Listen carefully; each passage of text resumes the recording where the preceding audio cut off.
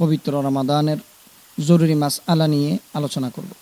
1 নম্বর মাসআলা হচ্ছে রমজানের যে আদা রোজা আছে, রমজানের রোজার নিয়ত সুবহে সাদিক থেকে নিয়ে সূর্য ডুবার আগ পর্যন্ত এতক্ষণ সময়কে 2 ভাগ করলে প্রথম অংশে যতটুকু শেষ মুহূর্ত পরে ততটুকু পর্যন্ত রোজার নিয়ত করা যায়। এই রমজানের রোজা যদি কাজা হয়ে যায়, কাজা রোজা আদায়ের ক্ষেত্রে তখন সুবহে সাদিকের আগেই নিয়ত করে ফেলতে হবে। আর এমনিতে রমজানের চলমান যে রোজা, ওই রোজার ক্ষেত্রে দিনের অর্ধেক পর্যন্ত, যেটাকে বলা হয় নেসফে নাহারে শরঈ, এর আগ পর্যন্ত নিয়ত করা যাবে, কোনো সমস্যা। 2 নম্বর মাসআলা হচ্ছে রমাদানের সাহারির সময় এমন টাইমে উঠলেন আপনার উপর গোসল ফরজ, আর সাহারির সময়ও অল্প। এখন আপনি ফরজ গোসল করতে গেলে সাহারি খেতে পারবেন না, সুন্নত থেকে বঞ্চিত হবেন।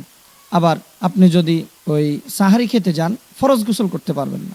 এই ক্ষেত্রে করণীয় কি? এই ক্ষেত্রে করণীয় হচ্ছে আপনি সাহারিটা আগে খেয়ে ফেলবেন, ফরজ গোসলটা পরে করবেন, কোনো অসুবিধা নেই। 3 নম্বর রমাদানের মাসআলা হচ্ছে ঘুম থেকে উঠার পর আপনি সময় না দেখেই সাহারি খেয়ে ফেললেন, পরবর্তীতে যখন সময় দেখলেন বা জানতে পারলেন যে আপনি এমন টাইমে সাহারি খেয়েছেন যে সময় সাহারির সময় ছিল না, সাহারির সময় শেষ হয়ে গিয়েছে, এমন টাইমে আপনি সাহারি খাইছেন। এই ক্ষেত্রে আপনার করণীয় কি? এখন আপনার করণীয় হচ্ছে আপনি বাকি ইফতারের আগ পর্যন্ত কোনো কিছু খেতে পারবেন না, সারাদিন রোজাদারদের মতো উপবাস থাকতে হবে। ঈদের পরে আজকের দিনের রোজাটা কাজা করতে হবে। 4 নম্বর রমাদানের গুরুত্বপূর্ণ মাসআলা হচ্ছে রোজা রেখে অজু করার সময় যে আমরা কুলি করার সময় যদি গলার ভিতরে পানি চলে যায়, তখন ওই রোজাদারের ক্ষেত্রে কি করণীয় হবে? তখন যার কুলি করার সময় ভিতরে পানি চলে গিয়েছে, সে বাকি সারাদিন রোজাদারদের মতো উপবাস থাকবে। ঈদের পরে এই রোজাটা কাজা আদায় করতে হবে। 5 নম্বর রমাদানের মাসআলা হচ্ছে রোজা রেখে অনিচ্ছাকৃতভাবে কেউ যদি বমি করে তাহলে তার রোজা ভাঙবে না, তবে ইচ্ছাকৃতভাবে যদি বমি করে তাহলে তার রোজা ভেঙে যাবে। কিছু বমি গলার মধ্যে আসলো, এরপর ভিতরে আবার সে ইচ্ছাকৃতভাবে ঢুকিয়ে ফেললো, তাহলে তার রোজা ভঙ্গ হয়ে যাবে, সারাদিন সে উপবাস থাকবে, ঈদের পরে কাজা আদায় করবে। এরপর কোনো মহিলা 6 নম্বর মাসআলা হচ্ছে কোনো মহিলা গর্ভবতী অবস্থায় আছে, এমন অবস্থায় কোনো অভিজ্ঞ ডাক্তার যদি বলে যে আপনি যদি রোজা রাখেন তাহলে এই রোজা রাখার কারণে আপনার বাচ্চার সমস্যা হতে পারে, তখন এই ক্ষেত্রে শরীয়তের মাসালা হচ্ছে ওই মহিলা নগদে রোজাকে ছেড়ে দিবে, ঈদের পরে যতগুলো রোজা রাখে নাই ওই রোজাগুলো কাজা আদায় করবে। 7 নম্বর রমাদানের মাসআলা হচ্ছে কোনো মহিলার সন্তান আছে যে সন্তান দুধ পান করে, এখন রোজা রাখতে গেলে সেই সন্তান দুধ পাবে না, বাচ্চার সমস্যা হতে পারে, তখন শরীয়তের মাসআলা হচ্ছে ওই মহিলা নগদে রোজাকে ছেড়ে দিবে, ঈদের পরে যে কয়টা রোজা রাখতে পারে না সেগুলো কাজা আদায় করবে। 8 নম্বর রমাদানের মাসআলা হচ্ছে অতিরিক্ত অসুস্থ ব্যক্তি, এমন অসুস্থ যে তার প্রাণনাশের আশঙ্কা আছে, কোনো ডাক্তার যদি বলে বা আলামতে বোঝা যায় সে যদি রোজা রাখে তাহলে তার শারীরিকভাবে অনেক ক্ষতিগ্রস্ত হতে পারে, এমন অবস্থায় ওই অসুস্থ ব্যক্তি রোজাকে ছেড়ে দিবে, ঈদের পরে যখন সুস্থ হয় তখন কাজা আদায় করবে। আর যদি অবস্থা এমন হয় যে ঈদের পরেও রাখার কোনো তার সক্ষমতা নাই, সে এমন অবস্থা হয়ে গেছে ঈদের ভবিষ্যতেও রাখবে এমন কোনো তার আশা নেই, তখন সে রোজার ফিদিয়া আদায় করবে। রোজার ফিদিয়া হচ্ছে যে বছর রাষ্ট্রীয়ভাবে যেই ফিতরা নির্ধারিত হয়, এই এক রোজার ফিদিয়া হিসাবে এক ফিতরা, এভাবে যতটা রোজা ছুটে গিয়েছে অতটা রোজার ফিদিয়া আদায় করবে।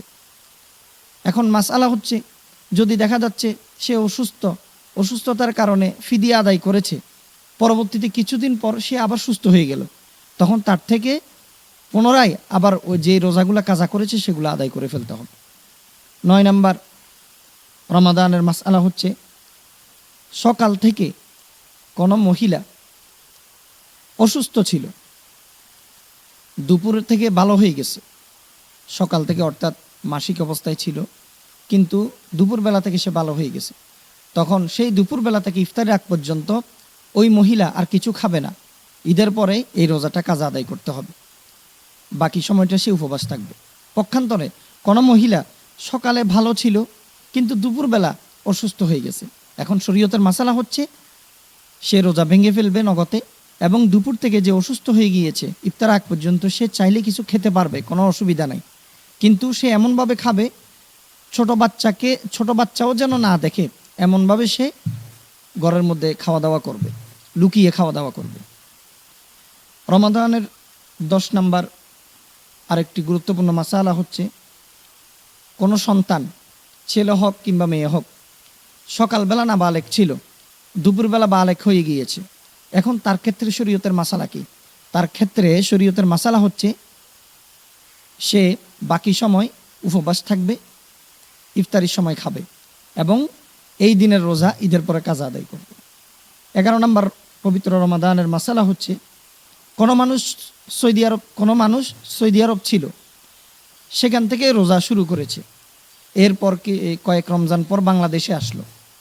এখন প্রশ্ন হচ্ছে, বাংলাদেশে যে দিন 30 রোজা হয় সেই দিন তো তার 31টা রোজা হবে, কারণ সৌদি আরবে স্বাভাবিকভাবে বাংলাদেশের একদিন আগেই রোজা শুরু হয়। এখন প্রশ্ন হচ্ছে, সে কি 31টা রোজা 31টায় আদায় করা লাগবে? বাংলাদেশে যতদিন রোজা শেষ হবে অতদিনে আদায় করা লাগবে? জবাব হচ্ছে, সেই 100টা কান্ট্রি বা 100টা দেশ সফর করুক, কোনো সমস্যা নেই রমজান মাসে, কিন্তু সর্বশেষ যেই কান্ট্রি বা যে দেশের মধ্যে সে বসবাস করবে ওই দেশের যতদিন রোজা শেষ হয় নাই অতদিন তার রোজা আদায় করতে হবে। এটা হচ্ছে শরীয়তের মাসালা। 12 নম্বর রমাদানের মাসালা হচ্ছে, রোজা রেখে ইচ্ছাকৃতভাবে আগরবাতি জ্বালানো এটা নিষেধ। এটা রোজার ক্ষেত্রে খুবই জঘন্য কাজ। কোনো মাসালা মোতাবেক রোজা ভেঙে যাবে, আর কোনো মাসালা মোতাবেক রোজা মাকরু হয়ে যাবে। এই জন্য ইচ্ছাকৃতভাবে কেউ আগরবাতি জ্বালাবেন না। 13 নম্বর রমাদানের মাসালা হচ্ছে, রোজাদারকে ইফতারি করালে আল্লাহ রাব্বুল আলামিন 3টি পুরস্কার দান করবেন। 1 নম্বর, যে ব্যক্তি কোনো রোজাদারকে ইফতারি করাবে তার জীবনের সমস্ত গুনাহকে রব্বুল আলামিন মাফ করে দিবেন, সুবহানাল্লাহি ওয়া বিহামদিহি। 2 নম্বর, কোনো রোজাদারকে যদি কেহ ইফতারি করায় তাহলে আল্লাহ তাআলা তাকে জাহান্নাম থেকে মুক্তি দান করবেন। 3 নম্বর, কোনো রোজাদারকে যদি কেহ ইফতারি করায় তাহলে রোজাদার রোজা রেখে যে পরিমাণ সওয়াব অর্জন করেছে আল্লাহ তাআলা রোজাদারকে ইফতার করানোওয়ালার আমলনামায়ও সেই পরিমাণ নেকি সওয়াব দান করে দিবেন। এরপরে আরেকটি রোজাদারদেরকে খাওয়ানোর ক্ষেত্রে ফজিলত হচ্ছে, কোনো মানুষ যদি কোনো রোজাদারকে পেট ভরে খানা খাওয়ায়, একটা হচ্ছে স্বাভাবিক খাওয়ানো আর একটা হচ্ছে পেট ভরে খাওয়ানো। কোনো ব্যক্তি কোনো রোজাদারকে যদি পেট ভরে খানা খাওয়ায় তাহলে আল্লাহ রাব্বুল আলামিন তাকে জান্নাতের খানা খাওয়াইয়া সন্তুষ্ট করে দিবে, এবং কি রাসূল করিম সাল্লাল্লাহু আলাইহি সাল্লাম নিজ হাতে ওই মানুষকে হাউজে কাউসারের পানি পান করাবে যে কিনা কোনো রোজাদারকে পেট ভরে খাওয়াবে। আল্লাহ রাব্বুল আলামিন যে মাসালাগুলো বলেছে আমাদের সকলকে জেনে বুঝে আমল করার তৌফিক দান করুক। আসসালামু আলাইকুম ওয়া রাহমাতুল্লাহি ওয়া বারাকাতুহু।